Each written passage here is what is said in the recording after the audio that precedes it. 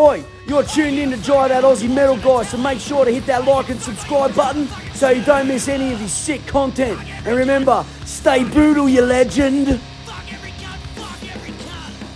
There we go, cool. G'day, how you all going? It's Jai That Aussie Metal Guy here with Crank.com and with Cranium Radio. So tonight, wherever you are in the world, is great pleasure that I'm getting to have a chat with Jake from Letallis, who are due to drop their latest EP, 1001 Nights. Chapter 1 does drop 2nd of July. It is been 10 years since the first EP. For the uninitiated, mate, can you tell us a little bit about who Letallis are and how you would describe your sound? Absolutely, man. Thank you for having me. I'm very honored to be here. Yeah, man. I mean, so this actually started out kind of as a high school venture, like years ago. Literally just kind of, trying to find out who knew some other Slayer riffs and everything, and people that I kind of vibed with. And then luckily found some good people. Kind of started out in New Jersey, in Hunterdon County, around that area in the US. But yeah, just kind of start off as that, just started kind of writing and things like that, playing local shows, eventually recorded like a full-length album, kind of opened up, for like numerous bands at the time and everything. It's kind of funny when you're, under 21 and your parents drive you to every gig, But then anyway, after that kind of iteration of it, it started off as, I wanted to keep things going, wanted to, kind of continue this, idea that is Letallis. Yeah, and then essentially after that I wrote the second full-length album, which is called Resonate, that came out in 2014.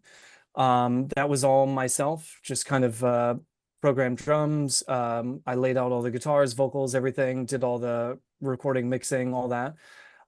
Yeah, so that was 2014. That kind of became the second iteration of everything. Found some people in 2016, 2017 to kind of get back to playing live, which is where it's honestly feels the best. And then since then, I know it's been a little bit, but so this EP, the 1001 Nights, has been the second kind of, or I should say maybe third, I guess technically, coming to like a full-length release, where playing live again and everything. And yeah, so it's been ever since. So that's it. And your sound kind of started out real thrashy. You kind of explained it starting out in high school, and I dare say it's grown as well with some of the people, bands, artists, musicians that you've listened to that have kind of influenced and inspired you. So who are some of them, mate? I mean, it's kind of hard to say because there's been so many bands over the years, and metal and non-metal things. I mean, like as much as I'm a metalhead, start to finish. There's so many things that I also love outside of that genre that honestly, some of the things that I say like have the best riffs or the best inspiration are absolutely not metal. It's always really cool when you pull things from a completely different area of life, and then you interpret that in the way that you want that, right? So like in interpreting that in like a metal way, right? But I mean, big influences, like some of the ones are Opeth is a huge one. And the funny thing is, so I say these influences and not necessarily that we sound like this. No. It's more so just that it's just informed me of the way that music can be made, Yep. So Opeth is a huge one. Early Lamb of God, that was a big one. Some of the Black Dahlia Murder, some of like their earlier records. Some Silosis things like that, Arch Enemy, Nevermore, Children of Bodom was a huge one. That was a huge one for a long time. Again, not that I sound anything like that, but but at least as far as pulling from those influences, yeah. Well, we all started somewhere musically, and I was having this conversation with a band yesterday about it, like, because he's the same age, like I'm in my 40s. So a lot of bands that got us into it was like the Fear Factories, the Sepultura, bands like that, the early Lamb of Gods, the Korn and stuff like that, that kind of built the formation for us. And then the generation before us, they had like the Black Sabbath, the Troubles, the Kiss, it's just interesting to ask this question and see kind of who like kind of built that formation and those grassroots for these artists in each generation, because it is different for each generation as well. And I love the translation and also the mistranslation between generations, right? Like I love, I love when somebody obviously takes an influence. Like, I mean, there's so many bands out there today that's like, oh, that's Sabbath, or, that's whoever. But I also love it when people kind of, and that's, I think, the fun thing about art is like you can mistranslate it and kind of make it your own thing. Yep. And that's where it gets really interesting, you know? Yeah. Yeah, exactly. And you notice that with bands these days that are pushing the envelope, like Sleep Token, you know, even the new Bring Me the Horizon stuff, because they started out as this deathcore band and now they're like this heavy metal band with this pop band with these heavy metal influences as well. And the older Yeah. generation doesn't understand it. They're like, fuck that shit, fuck this, fuck ghost, fuck that. And, you know, whereas our generation kind of understand it a little bit, but it does kind of go down each generation. The older one sits back and goes, but I think they kind of got to give it that time as well to let it breathe and understand the music. Yeah. Absolutely. Yeah, absolutely. And there's so many interesting takes on, you know, things where it's like somebody interprets something a certain way, and then it's you know, it's like it's not necessarily that it's so groundbreaking or it's new, but it's a different twist on a familiar theme, you know. Yep. Yeah. Exactly. And Yeah. the latest EP, man, 1001 Nights, Chapter 1, it is going to be the first of 3 EPs. It is kind of harkens back. Some people may not know Arabian Nights. I was a big fan of that as a kid, dude. So as soon as I seen this pop up in my emails, that was my first thought. And I'm like, man, I got to check this out. Tell us Hell yeah. all about first your songwriting process and the creation of this EP, dude. Absolutely. So this has been kind of like an idea I've just kind of had like you know, festering in the back of my head for a long time at this point. I honestly wasn't even sure if it was going to come to fruition. It had kind of been such a long time, and it was, you know, just kind of a thing of like we'll see if this, you know, manifests itself. But I really have a definite affinity for a lot of like the Middle Eastern culture, and just like something about like the stories. It just also has a lot of the artwork that's come with it, the music, so many things that are a part of that story are just so there and self-evident to me. So when it was kind of coming up with this, it was something that it was just like, yeah, this is something I already really, really love, and I would love to kind of do my take on this.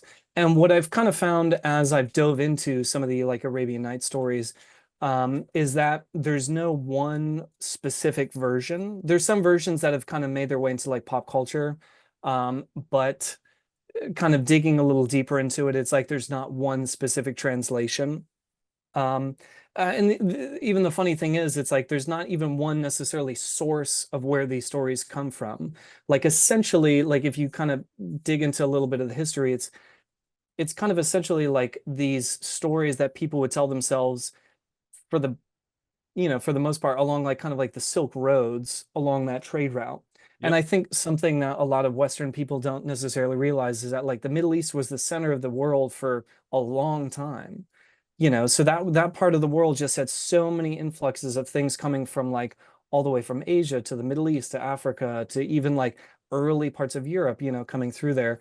And so it was all just kind of like this meld of tales and stories and things like that that I thought just built such a really interesting groundwork for, you know, all of these stories.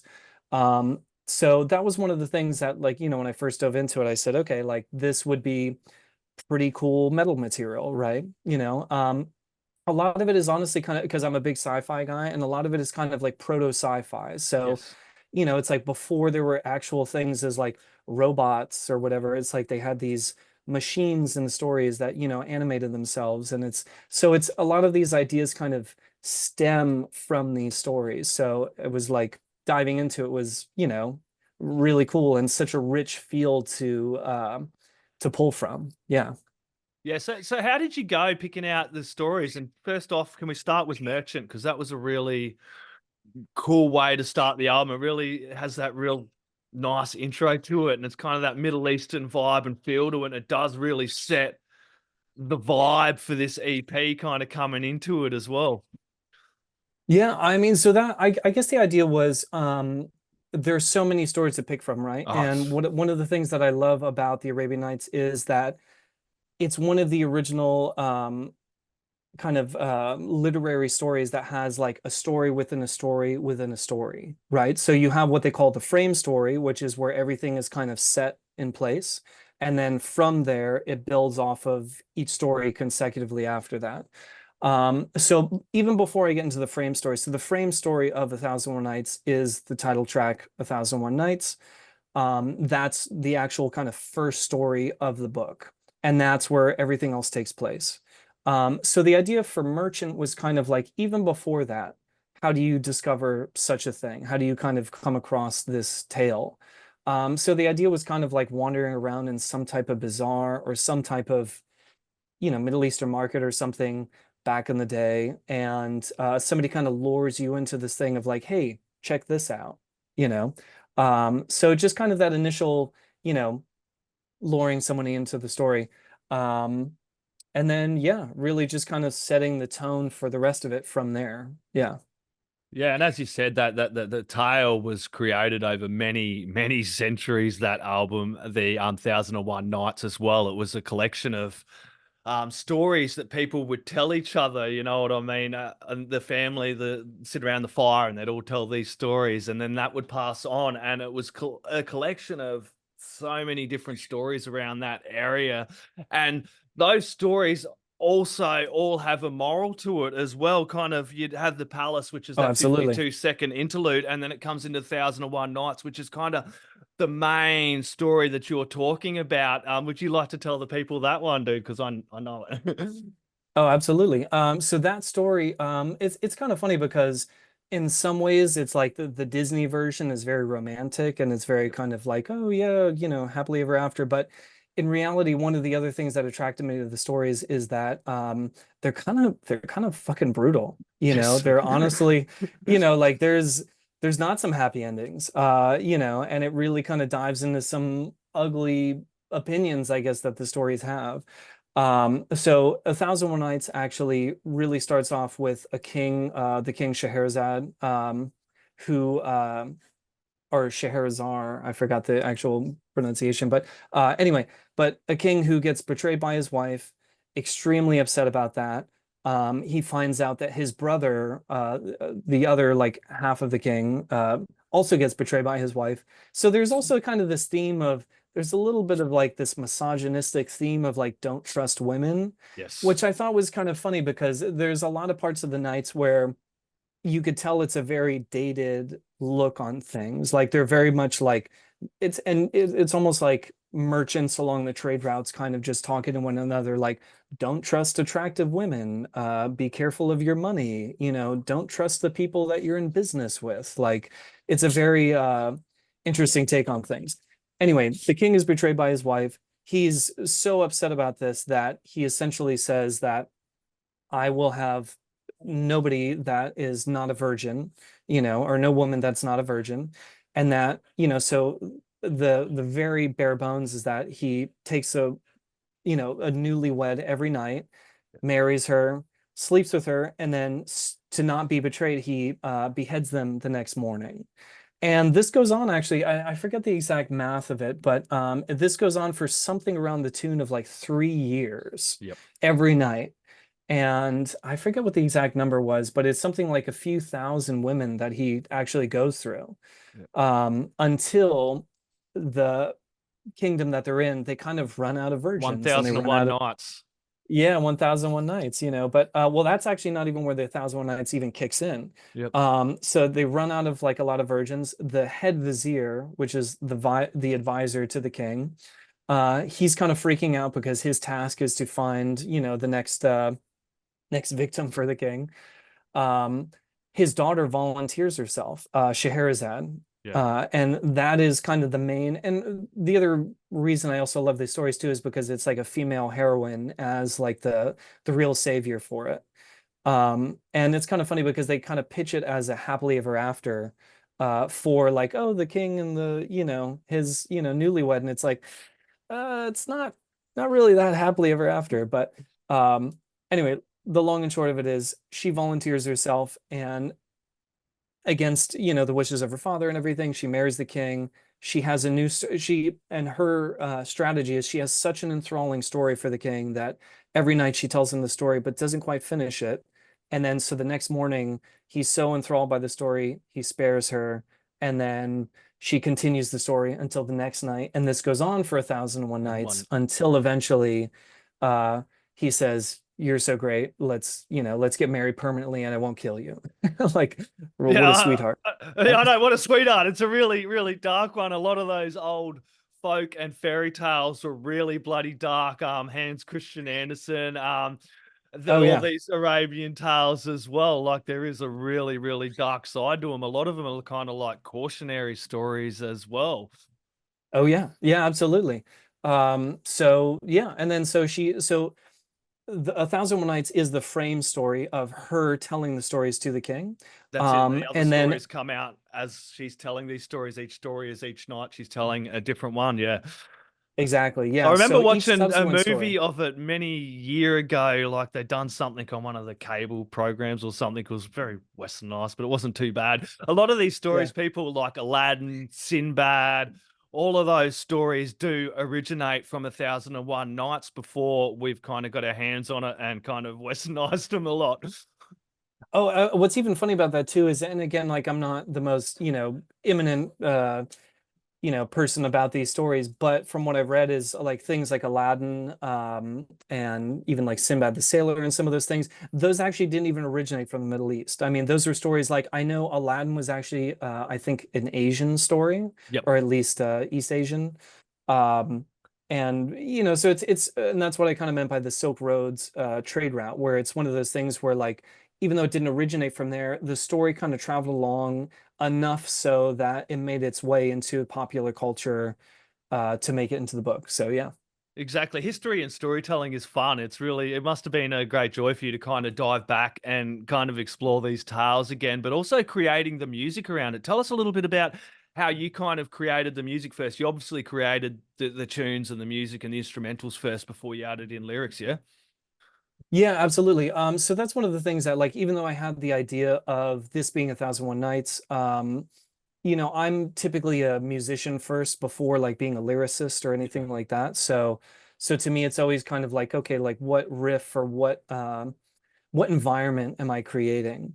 And a lot of it, I mean, one of the things that I kind of told myself is because I love a lot of world music and things from, outside of the Western Yes. influence.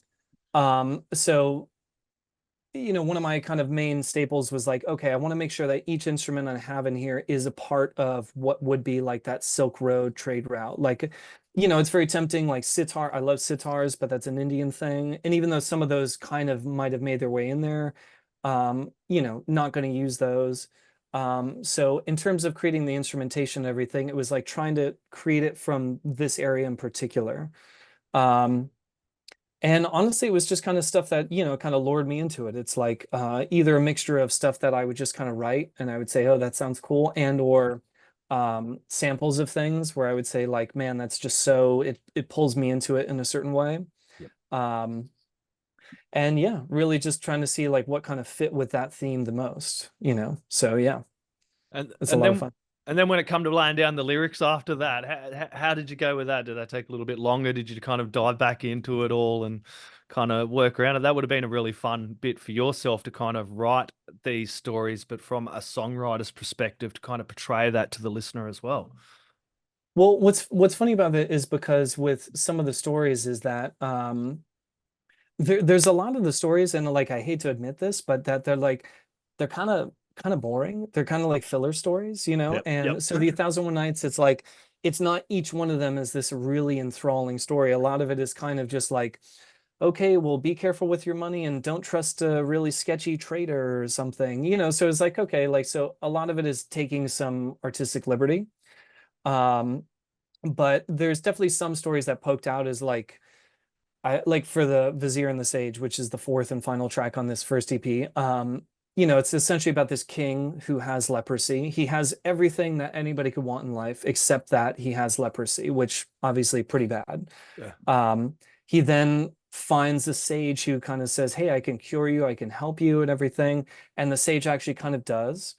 The vizier, eventually the head advisor to the king, who's whispering his ear the whole time, says like, this, don't trust this guy's really evil, this is like really sketchy and bad.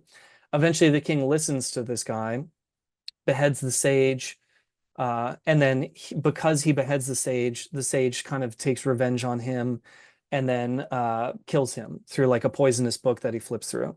Anyway, so bottom line is just saying that like there's some stories I was like, this is super metal. I have to write about this. Like this lends itself too much to being pretty brutal. So some of the lyrics, it's kind of like it's a little bit of like retrofitting everything to kind of fit the lens at which I'm looking through it, Yeah. but ultimately it's kind of crafting the music and saying like what fits this energetically and how can I make something that then tells this story in its entirety. Yeah. Yeah, and then how was it like coming back after 10 years and making this EP? Because I know you guys kind of went through a stage where you relocated, I think 2008, 2009, and then you kind of set up again for yourself, which is, if anyone knows, moving to a new city and relocating is a big fucking challenge on its own. But then when you want to get back into music, so you start gigging again around 2000 and what, 16, 17? 16, 17. Yeah, Yeah, yeah. yeah. So what was all that period like for you? I mean, in that period, it was literally getting out of high school. So we were kind of a high Ah, school band yeah, that, yeah. we were just good buds and everything, and playing around as much as we could at the time. But then, at that point, it was kind of moving on to, I went to audio school, things changed, everybody kind of went their separate ways, and I wanted to continue it as like the main writer. Yeah. So yeah, I mean, it was a period of like not even necessarily like, okay, taking this time off and now I'm writing. It was a little bit of like writing the whole time. Um, and then, like at a certain point you kind of reach a critical mass of like, okay, now I think I have enough to make something out of this, right? Yep. Um, excuse me. And then eventually after that, gigging again, getting back into it. I mean, it was, falling in love with it all over again. It was just like, okay, like let's keep this going. So that was my neck. I mean, and that the 1001 Nights idea had been stewing in my head even at the first, like 2014, so it had been there a little while. So it's kind of like it's been cooking for a minute. Nice. And for the musos out there, tell us a little bit about the setup you're using at the moment, the guitar setup you got going, mate, for this album. Yeah, I mean, like I guess the kind of testament to modern tech in terms of just I mean, the first when I made Resonate, that was literally like a pod line 6 into a small PV practice amp. It was literally like not even a 112, it was like a 110 or something. I mean, this thing was like nothing to write home about. But luckily, having gone to audio school and kind of knowing a little bit about engineering and how to set stuff up, it kind of gave me an understanding of how to make something sound bigger than it is. Yep. But for 1001 Nights, it's literally just in my bedroom that I'm in right now. I mean, it's literally like 8 feet by 8 feet. It's quite It's a New tiny. York room. Uh, it is a New York room for sure. Absolutely. Prime real estate though, Yeah. but yeah, I mean, and then so with all of this, it's been all of it was in the box. So the guitars was all neural DSP.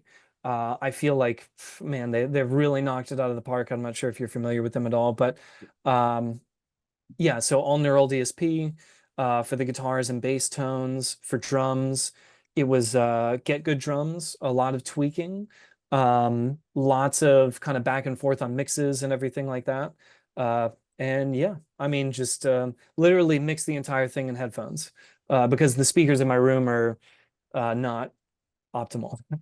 So yeah. Nice. Where's the best place people can head over and support you? And I know everybody, you all hit fucking Spotify, but that's like this much fucking support to a band these days, which is fuck all. You're more supporting Big Corp, supporting Spotify. I'm all about physicals, buying an album, a shirt, any upcoming shows. Where's the best place that people can go along and support you? Because that's where it's about, people. Support the fucking bands, not just listening on Spotify. It does my fucking It head in really sometimes. counts.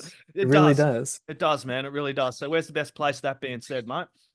I mean, I'm getting the Spotify merch thing set up, but at the moment, I would say Bandcamp. Yeah. Basically Bandcamp and or Instagram. Instagram is kind of where, I post the most frequently and have the most updates on things like there. But yeah, Bandcamp is always a great direct to artist way to support people. So Absolutely approve of It's a that. fucking great platform, Bandcamp people. I have it on my phone. I've got over 600 plus fucking digital albums, dude. Like, I've always been of the opinion, like, yeah, okay, go over to Spotify, have a little bit of a listen. If you like it, go buy the fucking album. And the quality that Bandcamp give you is so much fucking better. When you buy an album, you got it in black top lossless quality. You can crank it up.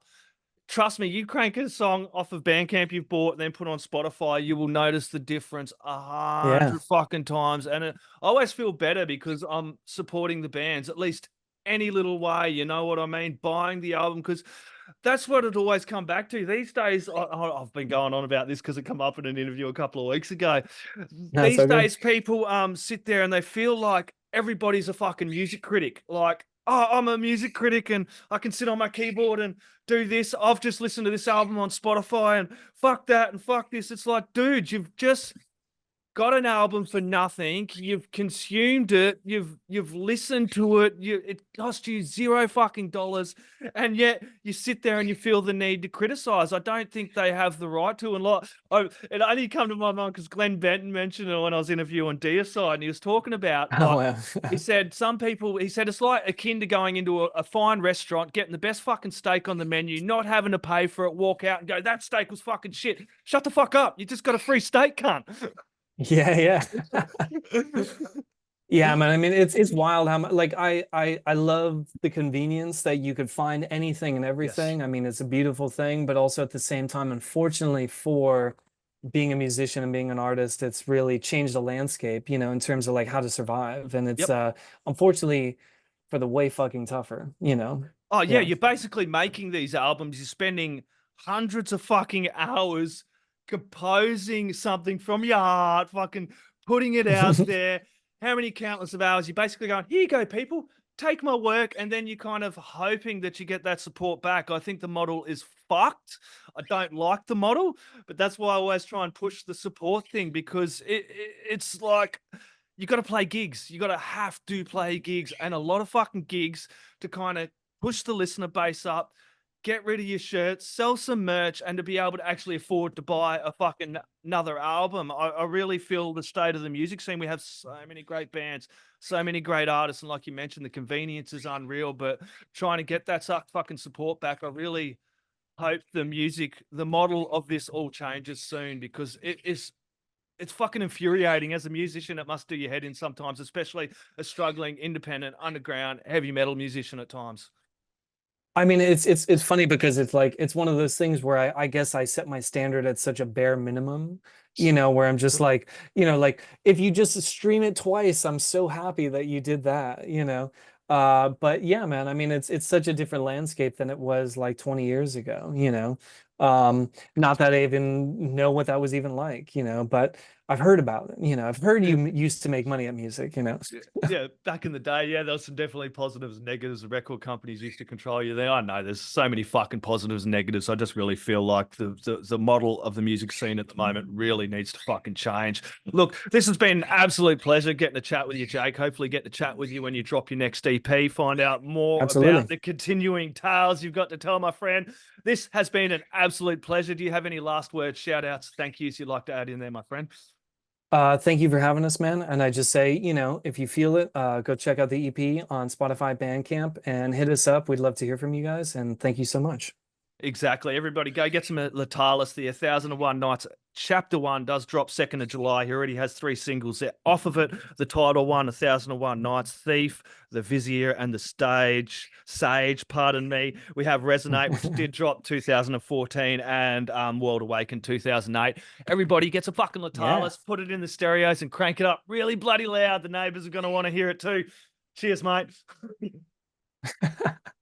Oi, you know what time it is? You're tuned in listening to Dry That Aussie Metal Guy.